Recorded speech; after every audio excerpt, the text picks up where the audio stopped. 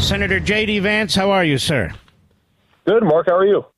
Good. It's a pleasure to have you. We had a little confusion there for a while, but you're here. You're always welcome here. You're always treated with respect. Well, thank you. Appreciate that. We're watching Joe Biden, or I was, and it's Senator. The test needs to be higher than whether you can complete sentences and conduct a press conference adequately. What do you make of the situation today with Biden, the Democrat Party, and the press? Well, I have to say I haven't seen all the presser because I was actually helping a congressional candidate here in Ohio raise a little money. He's a good guy, challenging an incumbent. But look, the big problem, Mark, with the Democrats' entire narrative is they're on the one hand arguing that Biden isn't fit to serve. And, of course, Republicans have known that from the very beginning. I mean, it was obvious if you watched any conservative media that the guy was a disaster. But if he's not fit to run for president, how can he actually be fit to serve as president? Mm-hmm. And how can they remove him from the ballot without also removing him from the Oval Office? The other problem that they have, Mark, is they can't say in good faith that this is about public service or the good of the country. They've saddled America for 3.5 years with a president who can't even function mentally. And now when he becomes a political liability, that's when they want to get rid of him. Not when he invited any number of world conflicts all over the place, not when he caused any number of problems, not when any of them knew from their private meetings that he was causing great harm to the country in some of the conduct of the office.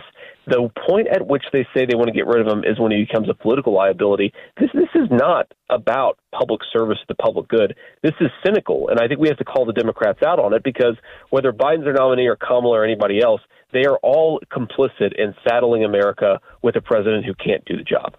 Mm-hmm. But here's the thing. Let's say he can get through a press conference or get through a speech. That's just not good enough, is it, Senator? I mean, look at his record. It's a disaster. The Middle East is blown up. Russia's invaded Ukraine. Our border's wide open. Inflation's through the roof. He's up there today, this evening. He's talking as if he's this great conquering general, that the world is working together with the United States, that the economy's back and running and so forth. I mean, the fact is he's a complete disaster, and we're going to have to address the substance, too, yes?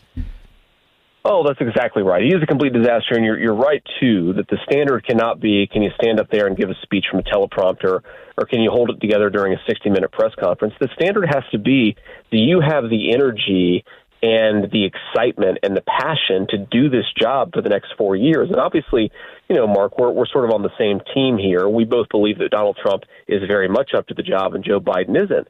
Here's sort of the deeper issue here is, Mark, these guys are savvy. The bad guys and the good guys on the world stage, whether they're allies of America or not, these are savvy people. They are trying to extract benefits in their conversations with them.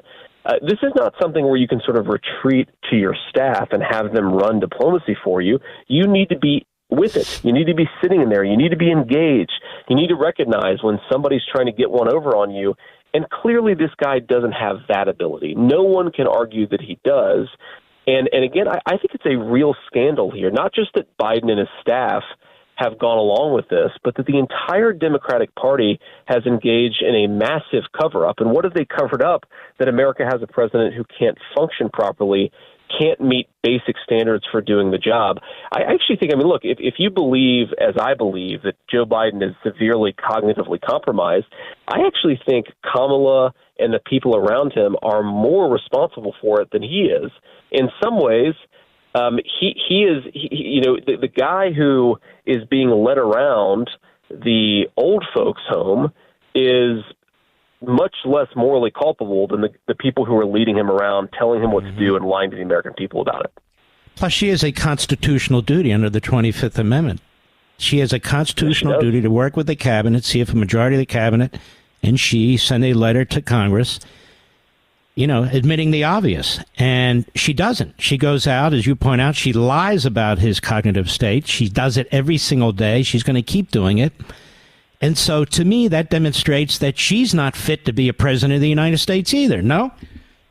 Oh, exactly right. This is the big scandal here that no one wants to talk about, is that she has lied to people. She has covered up for Biden's cognitive decline, and she's covered up for any number. I mean, Mark, you know this. You understand how politics works at a high level. How many scenarios over the last 3.5 years will we never hear about where Biden's failure to function properly in the room with world leaders has caused great harm to the United States?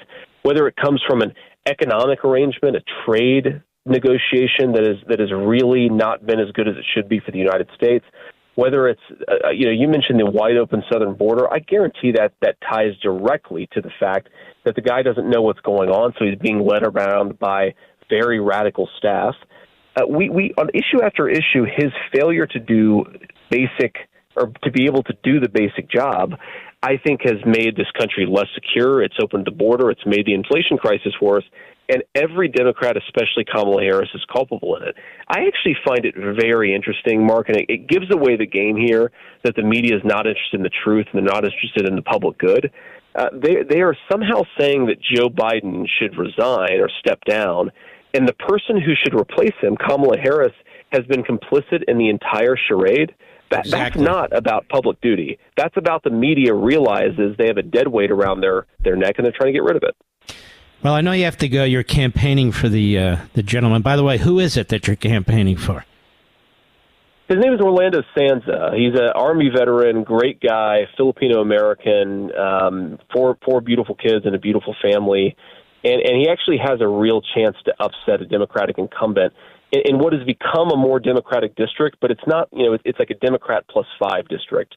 And so I'd encourage your listeners to go and look him up. He's genuinely a good Christian conservative guy, and I think that we have an opportunity to send him to Congress. Well, we don't have any more time, Senator. We've got a lot to discuss with you, but we'll know by the end of next week whether you're the vice presidential nominee. I'm not going to do a dumb talk show. Senator, can you tell us? Can you tell us? I'm not going to do that to you. Number one, you can't tell us. Number two, you probably don't know. But anyway, good luck. Be safe out there, Senator. Thanks, Mark. We'll do it again soon.